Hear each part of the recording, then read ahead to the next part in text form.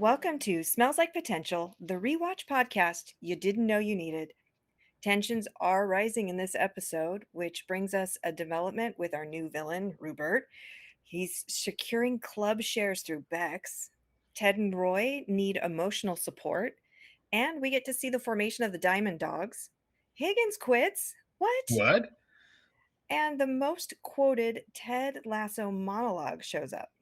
So clearly, what you're saying is this is the best episode of the first season. I mean, I think it is the best episode of the first season. We still have 2 more of this season to challenge yes, Diamond Dogs. yeah, but it ranks up there. It's my favorite, and part of that is because it has so many pop culture references. Do you want to just go rapid fire back and forth? I'll start. We get a quote from Ted in the beginning where he says, "I'll be your Underhills anytime," and that is a reference to Fletch, a movie starring Chevy Chase. Chevy Chase, thank you. And in it, he sees an arrogant country couple be mean to a waiter, and so he decides he's going to get revenge. And of course, he also doesn't have an account at the country club where he's staying, so he puts everything he charges, all his food and drinks, on the Underhills account. So it's a fun little reference for someone who's being mean, getting revenge against them. And I remember I was watching this episode with my family and I had to pause it. I was laughing so hard, and everybody else in the room was like, "Well, why are you laughing?" "Oh, you didn't grow up watching this movie. Okay." And then we get something that is Princess Bride related, and Ted Yay! says, "I forgot I'm left-handed." And immediately I think of The Man in Black and Inigo having The greatest duel sword fight duel of all film history. greatest duel, and Inigo says, "I know something you don't know. I am not left-handed." To which the man in black, he's asked, "Why are you still smiling?" He says, "Because I too am also not left-handed." Right? So Ted and Rupert having a dart fight? No, that Mhm. doesn't work. No, it does not. We also get a Gershwin reference from Nate of Aw. all people. He says, instead of saying wonderful, he says swonderful, which is a song from a Funny Face, originally a 1927 musical and then a 1957 film with Audrey Hepburn and Fred who is Astaire. Fred Astaire. And it's just a wonderful song. And it also sort of reveals that he may have a crush on Keeley. And maybe there'll be more about that later. Right? I definitely saw that look in his eyes when he was talking about it, like, "Oh, no. Oh, Yeah. no." And further proof that Nate is a musical theater fan beyond his experience in West Side Story Nate also surprised us with coming up for the name of the group. and the ultimately the episode. Right. The Diamond Dogs album from David Bowie was inspired by 1984. Right, George Orwell, and it was this post-apocalyptic street scenario, and he wanted it to be a musical. Like it never got off the ground, but he had visions of it being a massive musical. And in fact, his character in that musical would have been called Halloween Jack. This was his new alter ego following Ziggy Stardust. Wow. And I know, being of a certain age, the first time I heard this song was actually a cover by Beck from the Moulin Rouge soundtrack. Maybe And Nate heard that too. maybe Nate and I are roughly the same age. Yeah, yeah, it could be.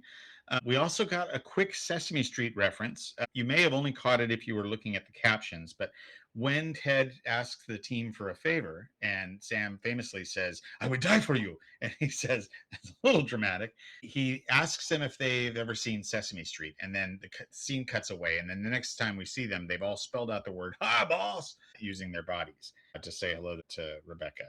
It's kind of a fun reference to the Muppets in general, but Sesame Street specifically. Um, Oh, and we've got some cast members that have actually been on Sesame Street. Brett and Christo have Sesame Street episodes. What I love is I saw an Instagram post from Brett, like the same day that he starred on Sesame Street, talking about the F word, fairness. Not anything else, people. I don't know what you were Anything else. thinking. Learned how to share cookies. Brett called it the best day of his life. So, Wow. And he gets to have a conversation with the Grouch, which is sort of his Muppet alter ego, I think, for Roy at least. And they have funny conversations. This links to an earlier part of the episode where Roy is going in the treatment room. He's getting a post game rub down by the physical therapist, and he asks Keely to leave. Why does he ask her to leave, Elaine? He makes awkward noises. And then we hear them at the very end as she's walking away. And I got to tell you, it sounds like his impression of a Muppet. So it's delightful. I Rewind if would you haven't. agree. Yeah, if you haven't caught it, you got to rewind and listen to those. I have a question for you, though. Okay. I am curious. Have you played a lot of darts? Well, I have not, but it turns out that our hero Ted Lasso has. He spent every weekend playing darts to when he was 16, and so he, in this moment, this is the most quoted monologue in the entire series of Ted Lasso. It's the famous "curious, not judgmental" speech, and he goes through in a brilliant way. The "I am not left-handed" moment happens here. He's responding to a challenge. Instead of £10,000, he bets Rupert that he could write out the player cards for the last two games of the season if he wins. And if Ted wins, then Rupert has to stay away from the owner's box until Rebecca is no longer involved. At Oh, least, what did Ted call that? He said it was white knighting? white knighting. Yeah. He said, I believe it's called white knighting. And he was stepping in because he was just being quite rude to Rebecca and he wanted to step up for his boss and protect her. It's an amazing quote. His whole speech is brilliant. He talks about when he was dropping his son off and seeing this quote about be curious and not judgmental. He links it back in his own life to when guys would make fun of him and they never asked questions. They were never curious about him and his life and his skills and his abilities.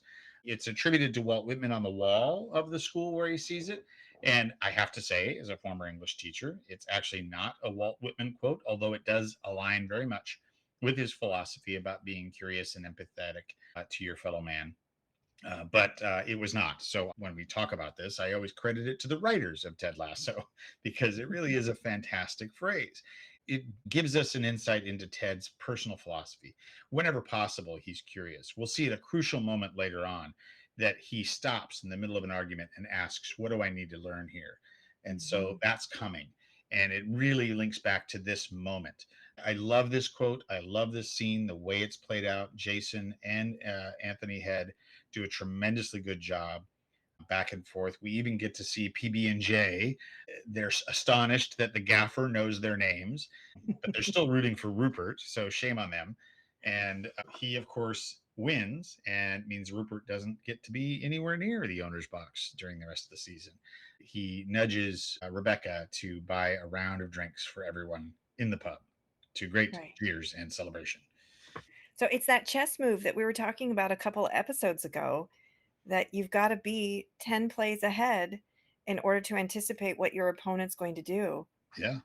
Yeah, absolutely. And he rightly assumed that Rupert would be good at darts, but he probably depended upon his own skill and knew that he could move ahead and catch up in a game that he was tremendously behind on.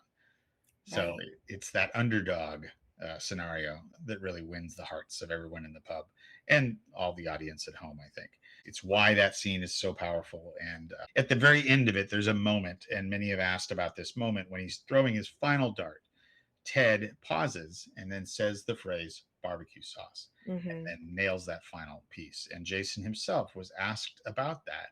And he said that when you're trying to make that clutch maneuver, you got to think of something that makes you happy and think of something that brings joy to your life. And for him, as a Kansas City guy, it's barbecue sauce. It makes sense that that would be the same for Ted Lasso. We also, the episodes before this, we've seen him wear several different barbecue sauce t shirts. So it's very clear that it is something crucial in his world and something that makes him happy and something that brings him joy. In fact, we find out in season 3, it's actually his Wi-Fi password. He tells his mom who's visiting the password is barbecue sauce with an at symbol in there. So He forgot a number. yeah, no, yeah, give him some points. We give him some points for security with the at symbol, but it also is the subtle reveal that his dad passed away when he was 16. We find out a lot more about that Mhm. in the second season, and that becomes a driving force of the season. So, a further deep dive into Ted in this moment. And we actually see Rebecca's reaction when he says that. It's the only reaction we see. The camera cuts to her as he says that. And then he continues on in his monologue. So that's a favorite moment. Thank you for letting me wax poetic on it. It is pretty powerful for the entire series, I think. It is one of those crucial moments that takes us all the way through season 3, absolutely. And so speaking of Walt Whitman, we have our wit and wisdom Yes. segment, and we see a lot of wisdom coming through. The Diamond Dogs Yes. have so much emotional support, and there was a part where we saw Leslie choking up. He is struggling with the decisions that are made, with the actions that Rebecca has. When Ted says, "It would break my heart if I found out she was hiding something from me." And I think this really set something in Leslie's brain Yeah. I think that he, how do I keep going when I know that Ted is being lied to? right. I think it sets up the later action that we see from him. He, in a conversation with Rebecca, he refuses to continue on her plan and he outright quits and walks out. And she says, "Oh, I know what you're doing. You're going to come back begging for your job. And we'll have to see what happens after this." But he's done, he's out. Right. And then they give Roy some advice after he says he can't control his emotions. Ted says, "Well, then by all means, you should let them control you." And that sarcasm. But I think Beard has the ultimate moment for wit and wisdom. He says, "Grow up and get over it." Absolutely. And it's a good first episode for the Diamond Dogs. They've now been formed. They have had two crises to address, and we will get to see them continue to reform and grow throughout Mhm. all three seasons. Thanks for tuning in. We'll catch you tomorrow for our reaction to season 1, episode 9, All Apologies, perhaps a Nirvana reference. Mm. And for our outro quote here, the Diamond Dogs have struck again.